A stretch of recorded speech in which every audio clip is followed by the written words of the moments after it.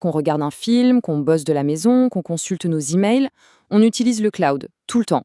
C'est un peu l'épine dorsale invisible de toute notre vie numérique. Mais comment ça marche au juste? Et surtout, quels sont les dangers qui se cachent derrière cette puissance qui a l'air quasi infinie? Pour y voir plus clair, commençons par une question un peu surprenante.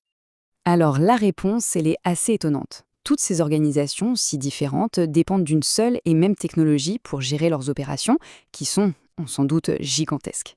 Cette technologie, c'est le cloud computing, et plus précisément les services d'Amazon, Amazon Web Services, qu'on appelle aussi AWS. Pensez-y une seconde, du simple divertissement à la défense nationale, tout repose sur la même infrastructure. Ça donne une petite idée de l'échelle et de l'importance capitale du sujet.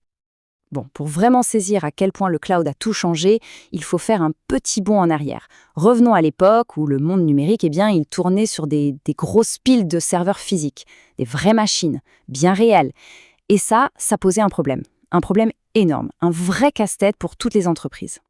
Imaginez un peu le truc. Vous deviez gérer vos propres serveurs. C'était un pari constant. Soit vous voyez trop grand en achetant plein de machines pour être sûr de tenir le coup pendant les pics de trafic, et résultat, vous payez pour une capacité qui ne servait à rien 95% du temps.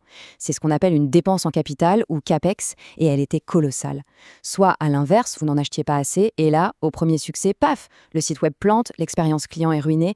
Bref, c'était un dilemme super coûteux et surtout terriblement inefficace. L'analogie de la bibliothèque, elle est parfaite pour illustrer ça. Pour agrandir une bibliothèque, il faut quoi? Construire une nouvelle aile. C'est lent, ça coûte une fortune et c'est rigide. Eh bien, les serveurs physiques, c'était exactement la même chose. Le monde numérique avait vraiment besoin de beaucoup plus de souplesse. Et cette fameuse solution, c'est le cloud. Attention, ce n'est pas une solution magique, un nuage éthéré. Non, non, c'est un nouveau modèle, bien concret, qui repose sur 5 principes fondamentaux. Et ces 5 principes, ils ont absolument tout changé. Alors, premier super pouvoir, le libre service à la demande. Qu'est-ce que ça veut dire? Ça veut dire qu'un développeur, depuis son ordinateur, peut lancer un nouveau serveur virtuel en quelques clics. C'est tout. Fini les bons de commande, fini les semaines d'attente. La puissance de calcul, elle devient accessible là, maintenant, tout de suite. Et ça a accéléré l'innovation à une vitesse mais complètement folle. Deuxième point, tout aussi important, le large accès réseau. En gros, le cloud est accessible via Internet. C'est aussi simple que ça. Qu'on soit sur un PC de bureau ou sur son smartphone, les ressources sont là, disponibles, et c'est précisément ça qui a permis l'explosion du télétravail et de la collaboration entre des équipes qui sont aux 4 coins du monde, le tout sans aucune friction. Troisième caractéristique, la mutualisation des ressources. Et là, on touche à un point crucial, l'économie d'échelle. Les gros fournisseurs comme AWS ont une infrastructure physique, mais colossale, qu'ils partagent entre des milliers de clients. Concrètement, qu'est-ce que ça change? Ça veut dire que la plus petite des startups peut avoir accès à la même puissance de calcul, à la même sécurité de pointe qu'une énorme multinationale. C'est une vraie démocratisation de la technologie. Ensuite, on a l'élasticité rapide. Et ça, c'est une illustration juste brillante de la flexibilité du cloud.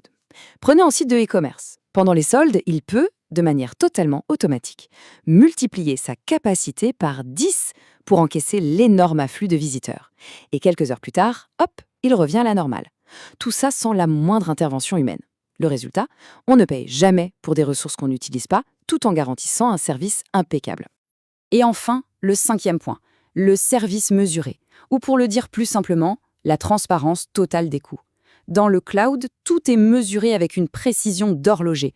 On paye à la seconde pour la puissance de calcul, au giga pour le stockage. C'est le fameux modèle Pay as you go. Payer pour ce que vous consommez. Ça aligne parfaitement les coûts sur l'activité réelle de l'entreprise. Et surtout, fini les mauvaises surprises sur la facture. Ok, donc ces 5 principes, ils s'appliquent à des centaines de services différents. Pour que ce soit bien concret, on va se concentrer sur l'un des plus fondamentaux, un des plus utilisés, le stockage de données. Et pour ça, on va prendre un exemple phare, Amazon S3. Amazon S3, pour Simple Storage Service. Le plus simple, c'est de l'imaginer comme un disque dur infini sur Internet. Voilà. Il est conçu pour stocker et récupérer n'importe quelle quantité de données. Ça peut être un simple document ou des téraoctets de vidéos. Et on peut y accéder depuis n'importe où dans le monde. C'est un service qui est d'une simplicité, mais aussi d'une puissance absolument redoutable. Et à quoi ça sert, concrètement? Eh bien, à plein de choses. C'est incroyablement varié. Chaque fois qu'on regarde une série sur Netflix ou qu'on réserve un logement sur Airbnb, il y a de très très fortes chances que les images, les vidéos, tout ça se soit stocké sur S3. Ça sert aussi de coffre-fort numérique pour les sauvegardes super critiques de milliers d'entreprises et ça peut même héberger un site web entier, de A à Z. Seulement voilà, cette puissance et cette simplicité, elles cachent un risque. Un risque qui, et c'est ça le plus surprenant, n'est pas technologique. Non, il est humain. Du coup, la question se pose, forcément. Si l'infrastructure est aussi solide, aussi sécurisée par des géants comme Amazon, d'où peut bien venir le danger? Comment est-ce que les fuites de données massives peuvent encore se produire? Eh bien, la réponse, elle est aussi simple qu'elle est alarmante. Le plus grand danger avec S3, ce n'est pas une attaque super sophistiquée de hackers. C'est une simple erreur humaine. Une toute petite erreur de configuration qui laisse un bucket, un compartiment de données qui devrait être 100% privé, complètement ouvert à tout le monde sur Internet. Et les conséquences, elles sont bien réelles. On parle de fuites majeures qui ont touché des noms comme FedEx, Verizon, Dow Jones et même la marine américaine. Toutes ces organisations ont exposé des millions de données sensibles. Et je le répète, pas à cause d'un piratage, mais juste à cause d'un bucket S3 laissé ouvert au public par erreur. Ça, c'est un point qui est vraiment essentiel à comprendre. AWS fournit une véritable forteresse numérique, du très très haut niveau. Mais, si un utilisateur laisse la porte de son coffre-fort grande ouverte, ce n'est pas la faute de celui qui a construit le coffre. La responsabilité de bien fermer la porte, elle revient toujours à l'utilisateur. C'est aussi simple que ça. Heureusement, la bonne nouvelle, c'est qu'éviter ces erreurs catastrophiques, c'est tout à fait possible. Il suffit de suivre quelques bonnes pratiques, quelques règles de base. Alors, voyons ensemble comment on verrouille correctement ces données. Le principe de base, il est super simple. Par défaut, tout est privé. Donc, la règle numéro 1, c'est de commencer par bloquer tout accès public. Ensuite, si on doit donner un accès, on le fait de manière chirurgicale, uniquement aux personnes ou aux services qui en ont absolument besoin. Troisième point, le chiffrement. C'est comme une deuxième serrure. Ça protège les données même si quelqu'un arrive à mettre la main dessus. Et enfin, le versionning. Ça, c'est le filet de sécurité. Ça garde un historique de toutes les versions d'un fichier, ce qui permet de remonter le temps en cas de suppression accidentelle. En conclusion, le cloud est une technologie absolument révolutionnaire. Elle offre une puissance et une flexibilité qu'on n'aurait jamais imaginées avant.